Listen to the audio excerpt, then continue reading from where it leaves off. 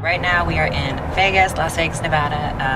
I came back here actually July 2nd, 4 weeks before Tampa Pro when I was competing there. And then, I mean, obviously Mark's here, so I'm staying with him. I've been here the past 8 months and I'm not going home for now. So we're gonna be doing Tampa Pro again in August, and then Olympia is gonna be in October. It's actually on my birthday this year, which is cool.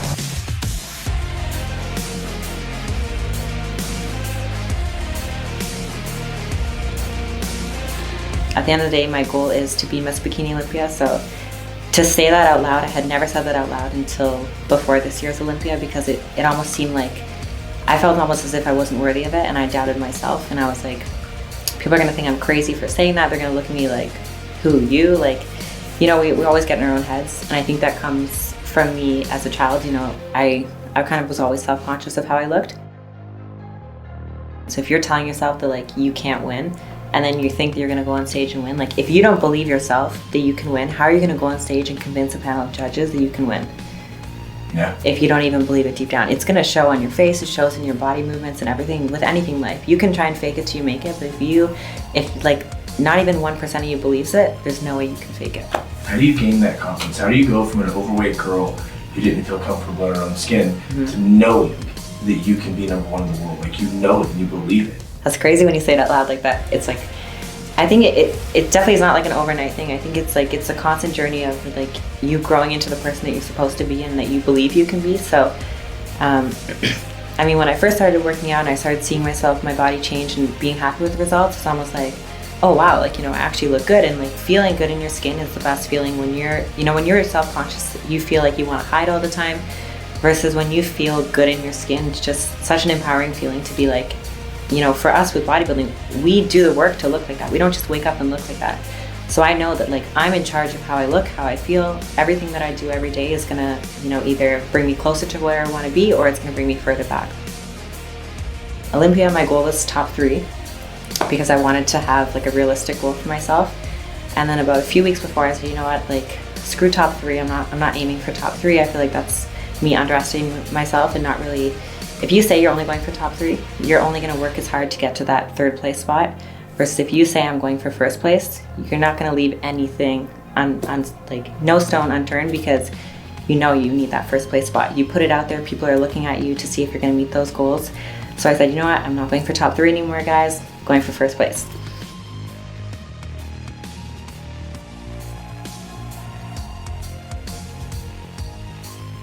This year, 2nd place was crazy to me. Even though I said I was going for 1st place, I think I almost didn't really believe it in my head.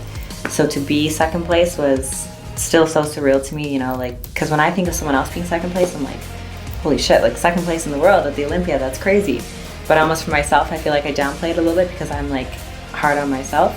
But yeah, looking back on it, I'm super proud of myself because I know how hard I worked.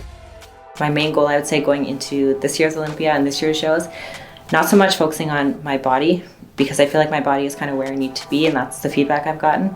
More so on my mind. So mentally being like, you're worthy of winning. You're just as worthy of anyone else, because it's hard to truly believe in your own potential. It's so easy for us to look at someone else and be like, oh, you know, so-and-so, they could win, they look incredible.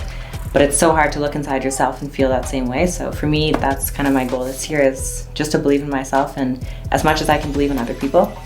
And just think, you know, if I give 100%, I'm working just as hard as this person and this person, you know, why not me? So I would definitely encourage everyone else to have that same attitude, because I feel we're all our own worst critics. We doubt ourselves. So if you really look into it and say, am I doing everything I need to do every single day to be the best possible me? And if you are, then everything else is left up to everything else in the universe. So you just gotta do your part and, you know, let the stars align.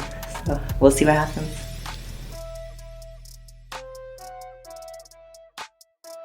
Being Miss Bikini Olympia is those are huge like shoes to fill. So I think that you do have a responsibility to everyone else who's looking up to, you know, NPC competitors, IFBB Pro League competitors, and your sport as a whole, to kind of, you know, set a good example for everyone. Be a professional at all times, because as much as, you know, it's a sport and it's a community, you are still a professional in the sport. So you have to be able to lose with the same, you know, grace and humility that you can win with, because you can't be a sore loser and then you're a happy winner. You got to be able to lose the same way that you win.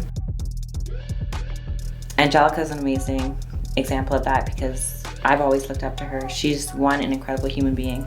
She's super down to earth, super humble. She knows how to make everyone feel like they're someone special.